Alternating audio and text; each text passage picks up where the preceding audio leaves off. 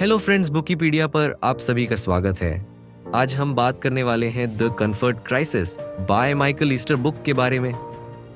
अनिल एक छोटा सा लड़का था जो अपनी ही दुनिया में खोया रहता था। उसकी जिंदगी बस एक सीधी लाइन में चल रही थी। ना कोई एक्साइटमेंट, ना कोई चैलेंज। हर दिन एक जैसा था। सुबह उठो, स्कूल जाओ, फिर घर आकर मोबाइल में खो जाओ। अनिल को लगता था कि वह बस जी रहा है, पर असल में कहीं कुछ मिसिंग था। उसकी लाइफ में ना तो एनर्जी थी और ना ही कोई मोटिवेशन। धीरे धीरे उसे महसूस होने लगा कि वह खुद से और अपनी जिंदगी से थक गया है। एक दिन जब अनिल स्कूल से लौट रहा था, रास्ते में उसकी मुलाकात एक अजीब से आदमी से हुई। वह आदमी साधारण कपड़े पहने हुए था, पर उसकी आंखों में एक अलग सी चमक थी। उस आदमी ने अनिल से पूछा, तुम इतने थके हुए क्यों लग रहे हो? अनिल पहले तो चौंक गया, फिर बोला, मैं थका हुआ नहीं हूं, बस ऐसे ही हूं। लाइफ बोरिंग हो गई है, कुछ भी इंटरेस्टिंग नहीं लगता। उस आदमी ने मुस्कुराते हुए कहा, शायद तुम्हें कुछ मिसिंग लग रहा है, क्योंकि तुमने कभी डिस्कम्फर्ट को गले नहीं लगाया। अनिल इस बात को समझ नहीं पाया और पूछ बैठा, डिस्कम्फर्ट से क्या मतलब है? वह आदमी बैठा और उसने अनिल को समझाना शुरू किया। आजकल की दुनिया में हम सब अपने कंफर्ट जोन में रहते हैं। मोबाइल, ऐसी फास्ट फूड, ये सब चीज़ें हमें आराम तो देती हैं, लेकिन हमारी ग्रोथ को रोक देती हैं। अगर तुम चाहते हो कि तुम्हारी लाइफ में कुछ चेंज हो, तो तुम्हें डिस्कम्फर्ट को अपनाना होगा। अनिल को यह सब अजीब लगा, लेकिन उसकी क्यूरियोसिटी बढ़ गई। उसने पूछा, कैसे करूं? ये डिस्कम्फर्ट से तो लोग दूर भागते हैं। आदमी ने कहा, यही तो बात है। डिस्कम्फर्ट से भागने के बजाय तुम उसे अपनाओ। जब तुम खुद को मुश्किलों में डालोगे, तभी तुम असली ग्रोथ महसूस करोगे। तुम्हारी बॉडी और माइंड दोनों ही मजबूत होंगे। फॉर एग्जाम्पल, तुम कभी ट्रैक पर गए हो? अनिल ने सिर हिला दिया, नहीं, कभी नहीं गया, पर क्यों? ट्रैक करने से क्या होगा? वह आदमी फिर मुस्कुराया और बोला, ट्रैकिंग एक ऐसा एक्सपीरियंस है जो तुम्हें फिजिकल डिस्कम्फर्ट देगा, लेकिन इसके बाद तुम जो सेटिस्फैक्शन महसूस करोगे, वह तुम्हारी सोच से बाहर है। जब तुम एक पहाड़ की चोटी तक पहुंचो, थकान के बाद जो नज़ारा तुम्हें मिलेगा, वह तुम कभी मोबाइल पर नहीं देख पाओगे। अनिल ने सोचा, शायद यह सही कह रहा है। उसकी लाइफ में कभी भी ऐसा कुछ नहीं हुआ था जहां उसने अपनी लिमिट्स को पुश किया हो। वो हमेशा आराम से रहा था, और शायद इसीलिए उसे लाइफ बोरिंग लगने लगी थी। उसने आदमी से पूछा, तो मुझे क्या करना चाहिए? आदमी ने जवाब दिया, छोटी शुरुआत करो। सुबह जल्दी उठकर दौड़ने जाओ। अपने कंफर्ट जोन से बाहर निकलो।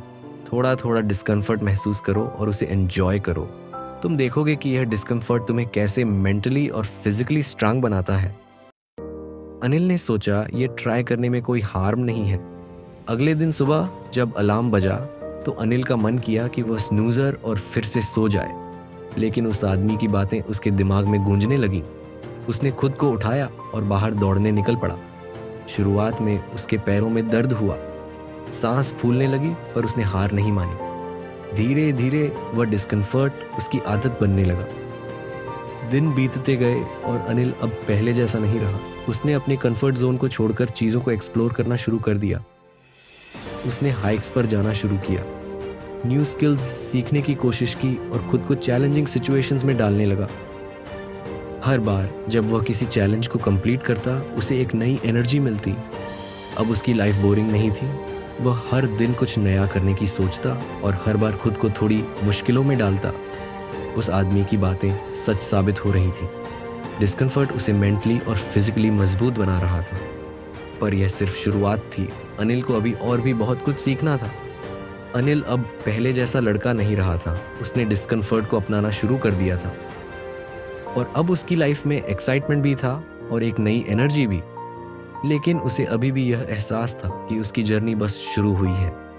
उसे उस आदमी की बातें याद आती रहती थी, जिसने उसे पहली बार डिस्कम्फर्ट को एम्ब्रेस करना सिखाया था। एक दिन जब अनिल अपने यूजुअल मॉर्निंग रन से लौट रहा था, तो उसने वही आदमी फिर से देखा।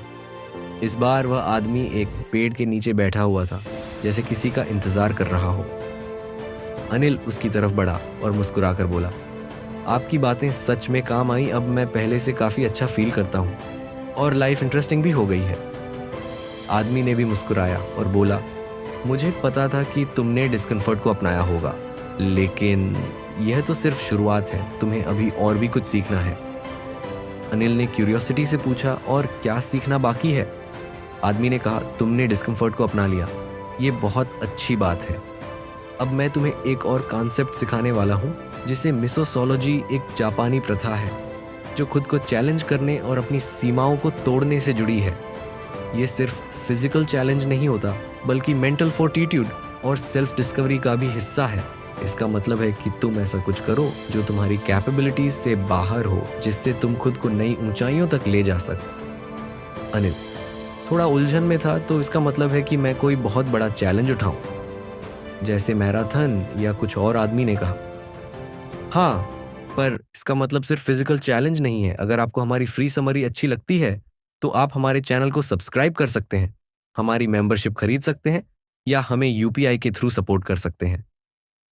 अब समरी पर वापस चलते हैं। इसका मतलब है कि तुम ऐसा कुछ करो जो तुम्हारे दिमाग और शरीर दोनों को पुश करें। कुछ ऐसा करो जिससे तुम खुद को उस लिमिट तक पहुंचा सको जहां से तुम वापस मुड़ने का सोच भी नहीं